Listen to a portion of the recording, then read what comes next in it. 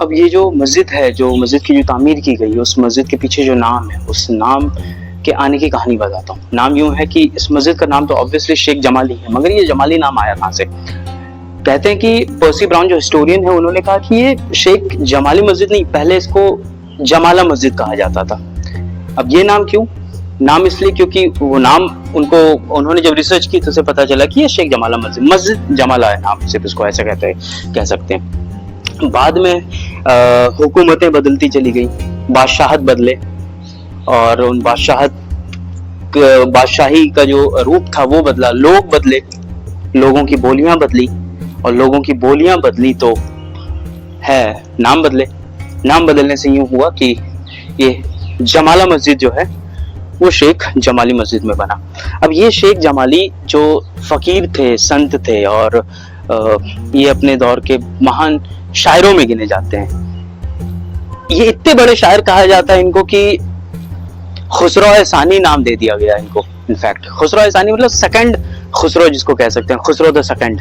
तो उनके बारे में भी ये चीजें बहुत मशहूर है कि इनको जो लक़ब मिला, इनका बेसिकली असली नाम क्या था? असली नाम था कि शेख जो जमाली है, इनका असली नाम हामिद बिन फजलुल्लाह था। ठीक है, हामिद बिन फजलुल्लाह इनका नाम हुआ करता था, और फजलुल्लाह कम्बोह करके, फजलुल्लाह कम्बोह दहलवी, शेख जमाली कम्बोह दहलवी, ऐसा ही कुछ नाम था इनका।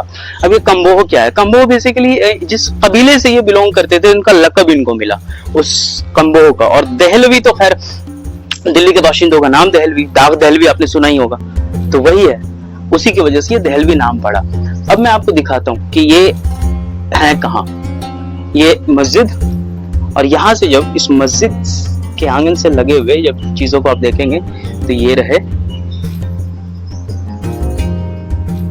शेख जमाली की आरामगाह।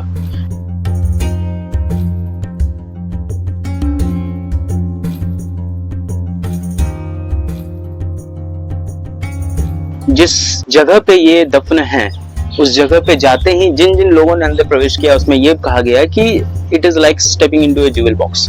मतलब ये कि खजाना है अंदर। खजाना यूं है कि ये जो चार दीवारें आप देख रहे हैं, सिर्फ दीवारें नहीं है, जिसके अंदर जाते ही आपको सुर्ख और नीले रंग के टाइल्स की बनी हुई पूरी दीवार पर पट्टियां हैं, और उसपे शेख साहब के वर्सेस लिखे गए हैं। अब ये शायर थे तो इन्होंने लिखा, इन्होंने 2 मसनवियां लिखी हैं, उन्हीं में से कुछ जो उनकी चुनिंदा कपलेट्स हैं, आशार हैं, वो इस पे लिखी गई हैं। और इन्हीं के टूम के साथ एक और वाकया जुड़ा है, इनके टूम के साथ एक और कब्र है साथ में ही, और वो कहा जाता है कि शेख कमाली है वो। अब ये कमाली कौन है?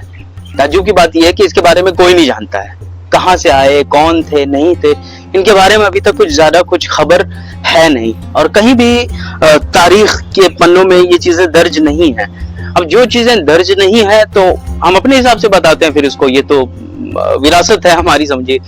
तो ऐसा हुआ कि शेख कमाली के बारे में कहा जाता है कि या ये कभी इनके शागिर्द हुआ करते थे, या फिर कहा जाता है कि ये इनके भाई थे।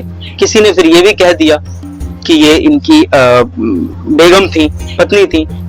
तो बात यहाँ तक निकली तो बात ये फैली कि चूंकि एक बात तो तय है कि जो कमाली है, जो साथ में जो कब्र है उनकी, वो एक किसी जनाना या औरत की तो कब्र नहीं है, क्योंकि दोनों कब्र पे कलमदान है दोनों पर, और कलमदान मर्दों के उन पर होती हैं कब्रों पर। तो इसका मतलब वो मर्द थे, दोनों मर्द थे। अब इससे जब वाकया निकला तो ये कहा गया कि ये दोनों आशिक थे एक दूसरे के। जब मैंने माधवी मेनन की किताब पढ़ी, infinite variety history of desires in India, उसमें इन चीजों का जिक्र किया गया कि ये जो थे दोनों एक दूसरे के आशिक थे। और इसको फिर बाद में जब मॉडर्न वर्ल्ड ने समझने की कोशिश की तो इसको बता दिया गया कि ये गे कपल्स हैं।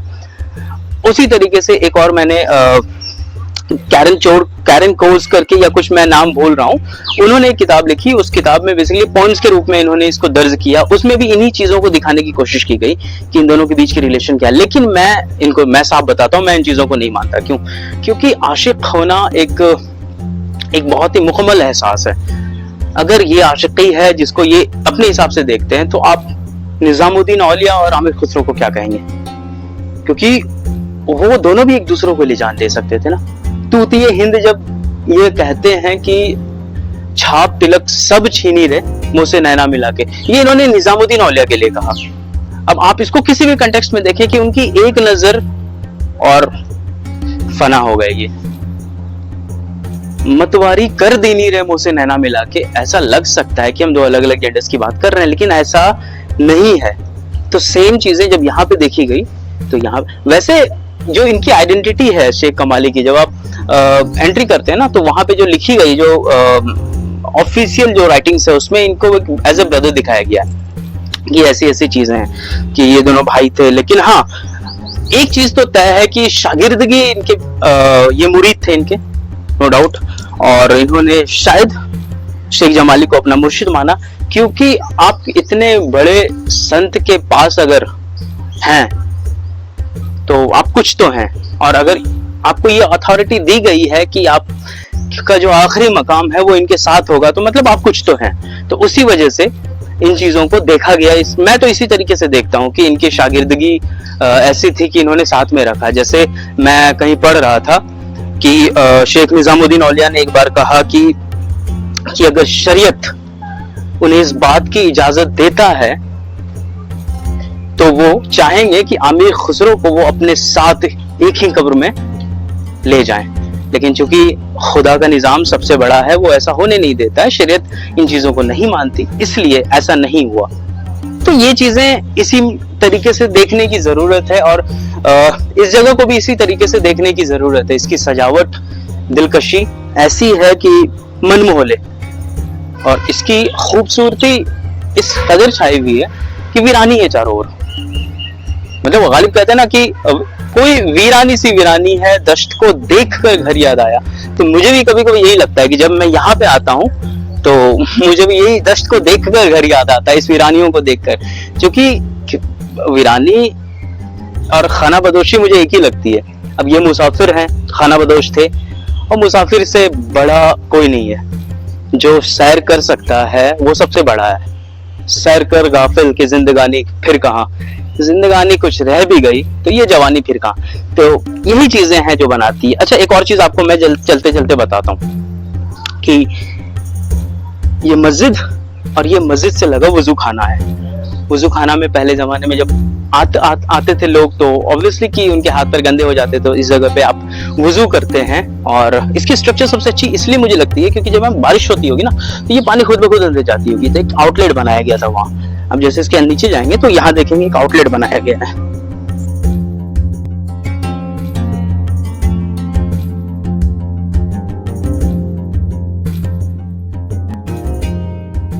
तो ये आज की वीडियो रही, और मेरी कोशिश है कि मैं जो चीजें जानता हूँ, समझता हूँ, उसे उसी शक्ल में हूबहू कोशिश करूँ बताने की, ताकि जो चीज जानकारी है लोगों को जाननी चाहिए, इसलिए मैंने कोशिश की। और अगर आपको ये कोशिश मेरी जायज लगती है, सच्ची लगती है, तो सब्सक्राइब करें, और मैं फिर कोशिश करूंगा कुछ अच्छी ऐसे ही मुकम्मल और ऐसे ही कुछ नॉलेजेबल वीडियोस लाने की। तब तक के लिए शुक्रिया।